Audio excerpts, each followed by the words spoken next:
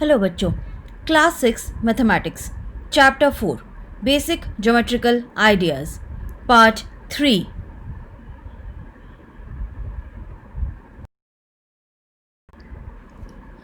आज का हमारा टॉपिक है angles. An angle is made up of two rays starting from a common initial point.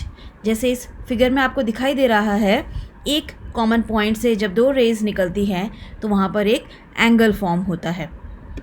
The two rays forming an angle are called the arms और sides of the angle. ये दोनों raise उस angle के arms या उसकी sides कहलाती हैं।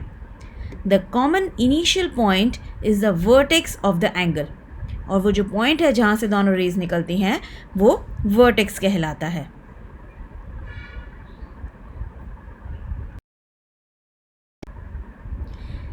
जैसे इस फिगर में देखिए, यहाँ पर हम देख रहे हैं AB और BC, ये दोनों आर्म्स हैं। पॉइंट B वर्टेक्स है और इस एंगल को हम लिखते हैं एंगल ABC, और सिंबल हम एंगल का लगाते हैं और फिर लिखते हैं एंगल ABC। हमेशा ध्यान रखिए कि वर्टेक्स हमेशा बीच में लिखा जाता है। इस एंगल को आप चाहें तो CBA भी लिख सकते हैं। वर्टेक्स बीच में आना चाहिए। Vertex should be the middle letter. इन दोनों आर्म्स के बीच में जो एरिया आता है वो कहलाता है इसका इंटीरियर। जैसे इस फिगर में देखिए, इस एंगल ABC के अंदर पॉइंट P है। That means point P lies in the interior. ये R पॉइंट जो है ये बाहर है, सो R lies in the exterior. और Q AB रे पर ही है, सो हम कहेंगे कि Q lies on the angle.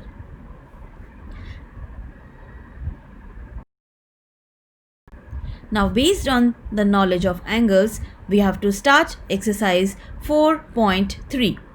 Question number 1. Name the angles in the given figure.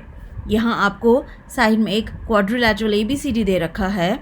इसके फिगर्स में जो एंगल्स हैं, यहाँ पर आपको देख रहे हैं 4 एंगल्स हैं ना, तो इन चारों के हमें नाम लिखने हैं। ठीक है, तो सबसे पहला एंगल, ये जो वर्टेक्स B पर डिनोट किया गया है, इसे हम लिखेंगे एंगल ABC।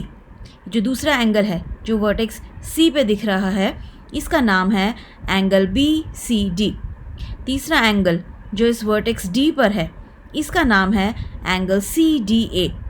और ये जो चौथा एंगल बचा है वर्टेक्स A पर, इसका नाम है एंगल DAB। इसे आप चाहें तो ऑपोजिट ऑर्डर में भी लिख सकते हैं।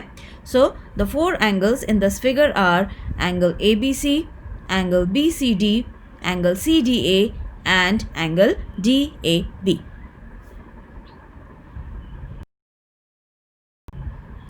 Question number 2.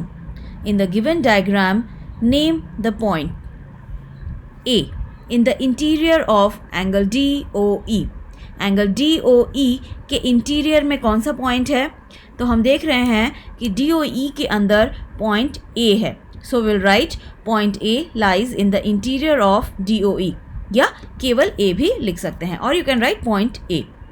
बी पार्ट में आपसे पूछा है in the exterior of angle EOF। EOF के एक्सटीरियर में मतलब बाहर कौन कौन से पॉइंट्स हैं? तो हम देख रहे हैं कि पॉइंट A और पॉइंट C एंगल EOF के बाहर है। So will write point C and point A lies in the exterior of angle EOF। C part में आपको लिखना है ऑन EOF। इस एंगल EOF पे कौन सा पॉइंट हमें दिखाई दे रहा है? Yes, it is point B। So will write point B lies on angle EOF।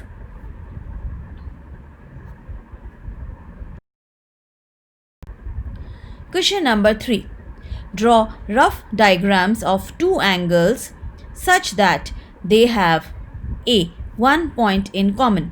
आपको इस तरह के 2 एंगल्स बनाने हैं कि उनके बीच में सिर्फ एक ही कॉमन पॉइंट होना चाहिए।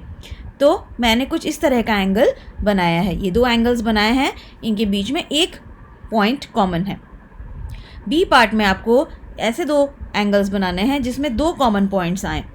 तो मैंने इस तरह का एक एंगल बनाने की कोशिश की है। आप चाहें तो ऐसे भी बना सकते हैं, या अपनी इच्छा से कुछ और भी सोच के बना सकते हैं।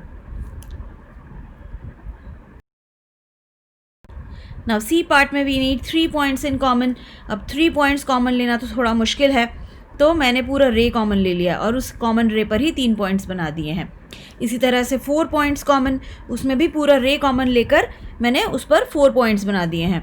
और जब पूरा का पूरा रे कॉमन चाहिए, then it is the whole ray which is common. Now this completes our exercise. यहाँ पर हमारी एक्सरसाइज कंप्लीट हो जाती है.